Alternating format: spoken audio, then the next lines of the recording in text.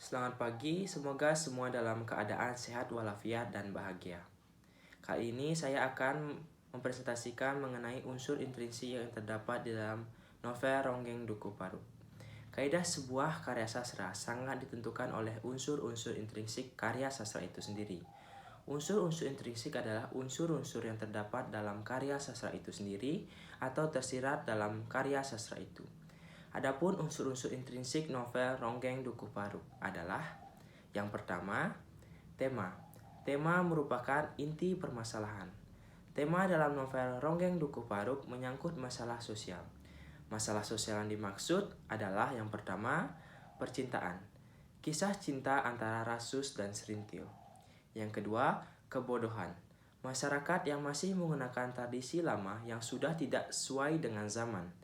Penari ronggeng yang dipilih dan melakukan tradisi keperawanan. Yang ketiga, kemiskinan. Kondisi Dukuh Paruk yang sangat miskin, di mana kebanyakan masyarakat di sana hanya mengkonsumsi tempe bongkrek serta sawah mengalami kekeringan. Lanjut, unsur intrinsik yang kedua yaitu setting atau latar. Setting atau latar merupakan tempat, waktu, dan suasana yang mendasari cerita. Dalam novel Ronggeng Dukuh Paruk mengambil tempat di sebuah pedukuhan Paruk. Pedukuhan Paruk merupakan sebuah tempat terpencil dan sunyi yang merupakan tempat pelarian Ki Sacamanggala. Ki Sacamanggala merupakan seorang bromocorah, pemerkosa, dan perampok yang merupakan nenek moyang penduduk Dukuh Paruk. Selain latar tempat, terdapat juga latar waktu. Latar waktu yaitu musim kemarau, di mana banyak hektar sawah di Dukuh Paruk yang telah mengering 7 bulan. Lanjut ke latar suasana. Dalam novel Ronggeng Dukuh Paruk adalah kecewa, di mana terdapat kekecewaan antara Rasus dan Serintil. Lanjut, unsur intrinsik yang ketiga yaitu penokohan atau tokoh.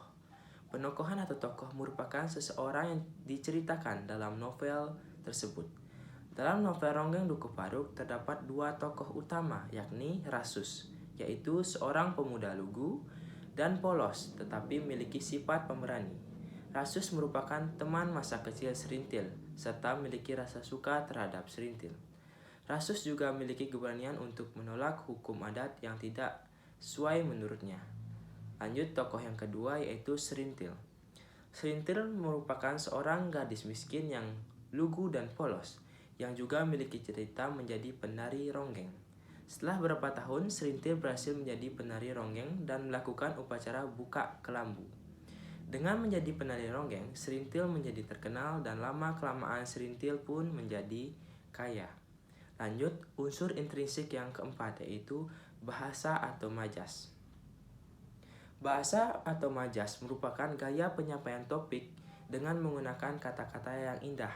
Dalam novel Ronggeng Dukuh Paruk menggunakan beberapa jenis majas, yakni yang pertama, majas personifikasi. Majas personifikasi merupakan majas yang mengumpamakan benda-benda mati seolah menjadi manusia. Dalam novel Ronggeng Dukuh Paruk banyak terdapat majas personifikasi.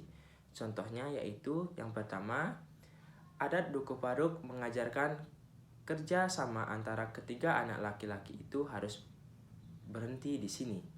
Yang kedua, tetes tetep embun jatuh menimbulkan suara desahan-desahan musik yang serempak. Lanjut, yang kedua, majas hiperbola.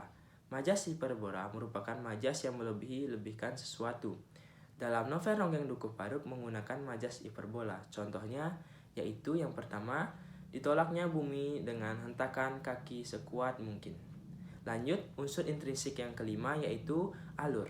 Alur merupakan jalan terjadinya cerita. Dalam Ronggeng Dukuh Paruk menggunakan alur campuran. Alur campuran sendiri merupakan alur yang mengandung alur maju dan alur mundur. Alur maju dalam Ronggeng Dukuh Paruk menceritakan perjalanan hidup dan kisah cinta antara Serintil dan Rasus. Sedangkan alur mundur merupakan alur flashback terjadinya Dukuh Paruk. Lanjut, unsur intrinsik yang keenam yaitu amanat. Amanat merupakan pesan yang ingin disampaikan oleh penulis melalui ceritanya. Dalam novel Ronggeng Dukuh Paruk terdapat beberapa pesan yang ingin disampaikan penulis, yakni yang pertama, Jangan sirik atas kesuksesan orang lain.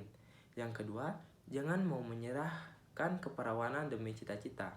Yang ketiga, jangan suka membicarakan orang lain. Baik, sekian yang bisa saya sampaikan mengenai unsur intrinsik yang terdapat di dalam novel Ronggeng Dukuh Paruk. Apabila ada kesalahan, saya mohon maaf.